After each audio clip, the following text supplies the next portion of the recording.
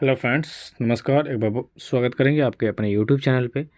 दोस्तों, जैसा कि आप लोग जानते हैं, इस चैनल के माध्यम से बहुत सारे एग्जाम की जो तैयारी है कराई जाती है, जिसमें आपको स्टैटिक जीके के क्वेश्चन मिलेंगे और टॉपिक वाइज भी मिलेंगे। ठीक है, तो देखिए, भारत में पहली जनगणना की शुरुआत कब हुई थी? और आज हम पढ़ेंगे भारत की जनगणना से क्वेश्चन। ठीक है, भारत की जनगणना से क्वेश्चन को कवर करेंगे, जो कि आपके एसएससी के सभी एग्जामों में ये क्वेश्चन बनता है, इसमें से एक या दो क्वेश्चन बनता है। ठीक है, तो उम्मीद करूंगा कि आपको वीडियो अच्छी लगेगी। जब वीडियो अच्छी लगे तो लाइक कमेंट शेयर करिएगा और चैनल को सब्सक्राइब करिएगा। तो चलिए पहले क्वेश्चन से स्टार्ट करेंगे। सबसे पहला क्वेश्चन है कि भारत में पहली जनगणना की शुरुआत कब हुई थी दोस्तों? तो भारत में पहली जनगणना की शुरुआत हुई थी 1872 में। इस समय भारत के गवर्नर जनरल थे, यानी वायसराय थे, लॉर्ड मेयो। ठीक है, देखिए 1858 के बाद से गवर्नर जनरल का पोस्ट का नाम बदल के वायसराय कर दिया गया था। ठीक है, याद रखिएगा ये चीज़ें, वायसराय कर दिया गया था। और पहले जो वायसराय थे वो लॉर्ड कैनिंग थे। ये क्वेश्चन आता है कि भारत के पहले वायसराय कौन थे, तो वायसराय और गवर्नर जनरल में अंतर होता है।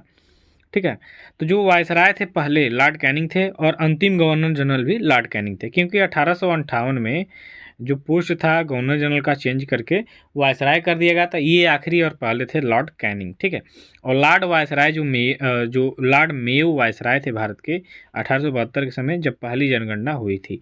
तो सही उत्तर में आपका विकल्प ए हो जाएगा कि भारत में पहली जनगणना की शुरुआत हुई थी 1872 में। तो इतनी चीज़ें क्लियर हो गई। नेक्स्ट क्वेश्चन देखेंगे, भारत में नियमित जनगणना की शुरुआत कब हुई थी? तो दोस्तों, भारत में नियमित जनगणना की बात करेंगे तो इसका स्टार्ट हुआ था 1881 में। अब इस समय वायसराय जो थे वह कौन थे, ये भी क्वेश्चन आपके आ जाता है कि नियमित जनगणना के समय भारत के वायसराय कौन थे दोस्तों?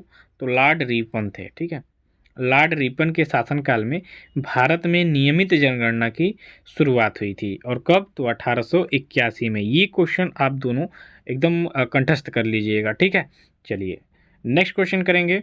नेक्स्ट क्वेश्चन में आपके स्वतंत्र भारत की पहली जनगणना कब हुई थी? तो स्वतंत्र भारत की जो पहली जनगणना हुई थी 1951 ईस्वी में हुई थी। यहाँ पे सही उत्तर आपका क्या हो जाएगा? विकल्प सी हो जाएगा। ठीक है, 1951। नेक्स्ट क्वेश्चन करेंगे, जनगणना का महाविभाजक वर्ष किसे कहा जाता है? तो जनसंख्या का महाविभाजक वर्ष कहा जाता है 1921 को।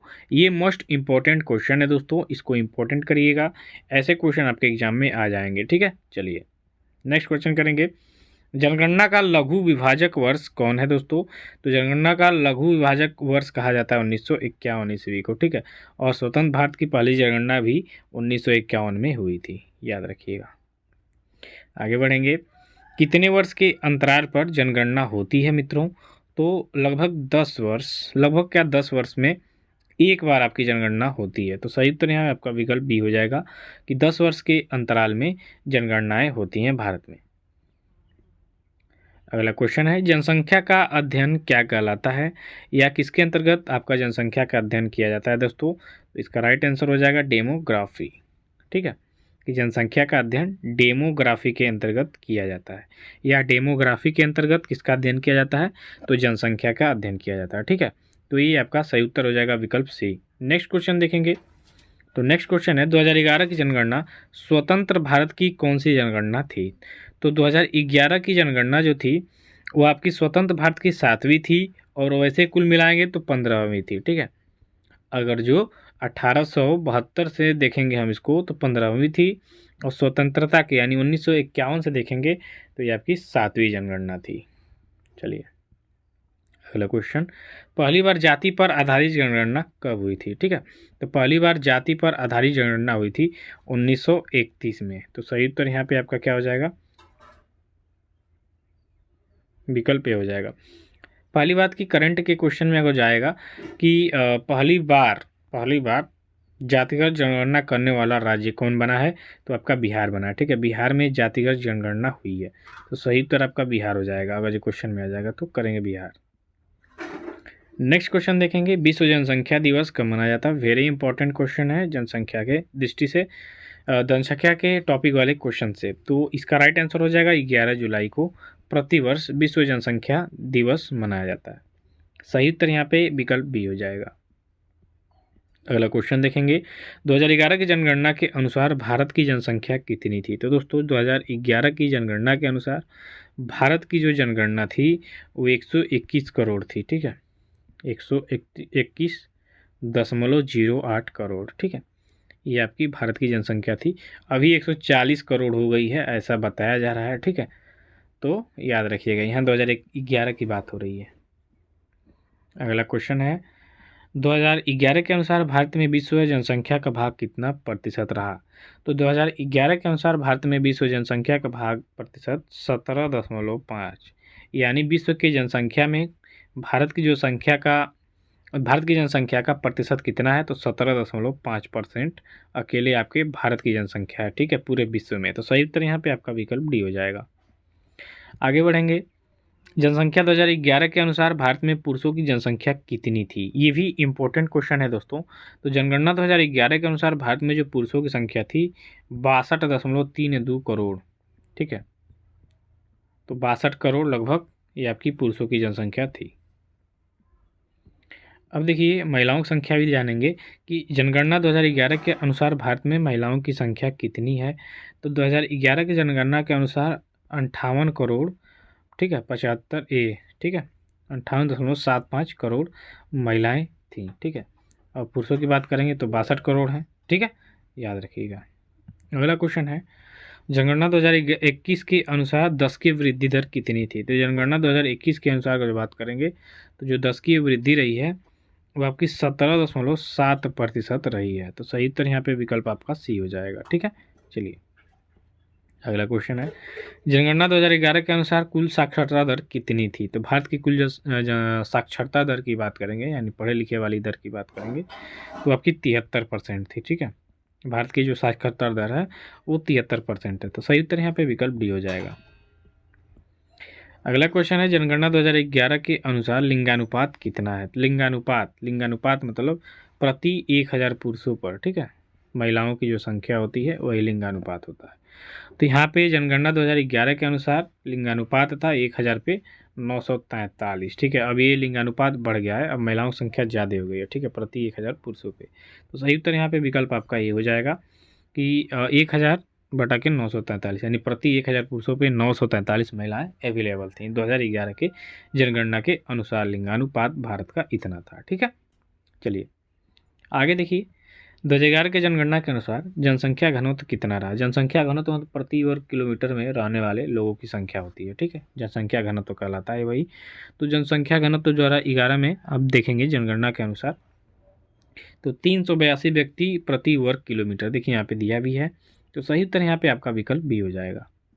चलिए आगे का क्वेश्चन देखिए कि जनगणना 2011 के अनुसार सर्वाधिक लिंगानुपात वाला राज्य कौन है। Very important question. तो सर्वाधिक लिंगानुपात वाला आपका केरल है, देखिए आपके ऑप्शन में दिया हुआ है। प्रति 1000 पुरुषों पे 1084 महिलाएं हैं, ठीक है। अब केरल बड़ा खतरनाक है भाई, आतंकवादियों का गढ़ है, समझ लीजिए कि यहाँ पे ISIS वाले जल्दी रिपोर्ट में आया आपके कि केरल राज्य से ज़्यादा ISIS में जाते हैं, ठीक है। तो यहाँ बड़ा दिक्कत है, जितने यहाँ पढ़े लिखे हैं उतने ही उग्र प्रवृत्ति के लोग हैं यहाँ पे केरल में। तो यहाँ पे 1000 पुरुषों पे 1084 महिलाएं। द केरला स्टोरी देखिए, उसमें महिलाएं जो हैं गायब हो गई बहुत सारी, ठीक है, ये भी है वहाँ पे। तो न्यूनतम लिंगानुपात वाला राज्य कौन है। तो सर्वाधिक तो आपका हो गया केरल, अब न्यूनतम हो जाएगा हरियाणा। हरियाणा में 1000 पुरुषों पे, ठीक है, 879 महिलाएं अवेलेबल हैं। तो सही उत्तर यहाँ विकल्प डी होगा आपका। अगला क्वेश्चन देखिए, सर्वाधिक जनसंख्या घनत्व वाला राज्य कौन है। तो सर्वाधिक जनसंख्या घनत्व वाला राज्य है आपका बिहार, ठीक है। अब देख लीजिए यहाँ पे दिया भी है ये 1106, ठीक है, सॉरी 1000 कह रहे हैं 1106 जनसंख्या घनत्व अभी मैंने बताया कि प्रति वर्ग किलोमीटर में रहने वाले लोगों की संख्या होती है। तो सर्वाधिक जनसंख्या घनत्व वाला राज्य है आपका बिहार। कोई पूछ दे कितना है भाई जनसंख्या घनत्व, तो 1106, ठीक है, 2011 की जनगणना के अनुसार है ये।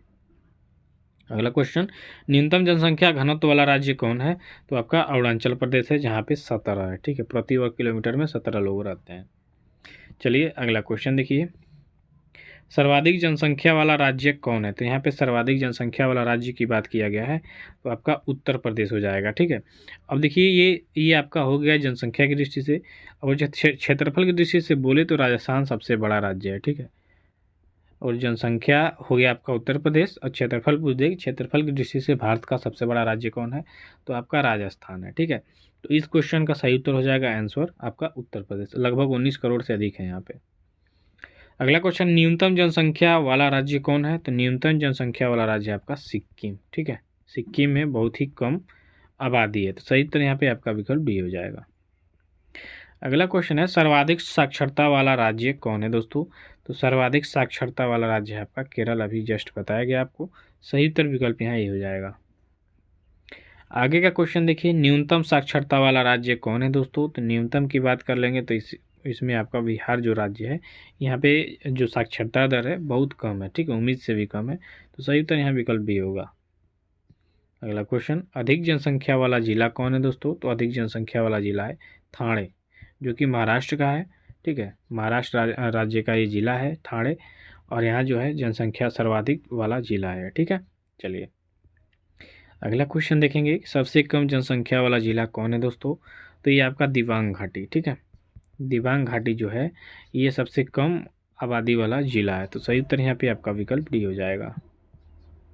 आगे बढ़ेंगे, आगे क्वेश्चन में है कि भारत में सर्वाधिक झीलों वाला राज्य कौन है, तो भारत में सर्वाधिक झीलों वाला राज्य है आपका उत्तर प्रदेश। ठीक है, देखिए उत्तर प्रदेश में सर्वाधिक आपके जिले हैं। ठीक है, तो यहाँ पे सही उत्तर क्या हो जाएगा, विकल्प ए हो जाएगा। अब कोई पूछ दे कितने जिले हैं, तो 75 हैं। ठीक है, चलिए अगला क्वेश्चन, भारत में कुल कितने राज्य हैं दोस्तों, सभी लोग जानते हैं भारत में कुल 28 राज्य हैं, तो सही उत्तर यहाँ पे आपका विकल्प बी हो जाएगा।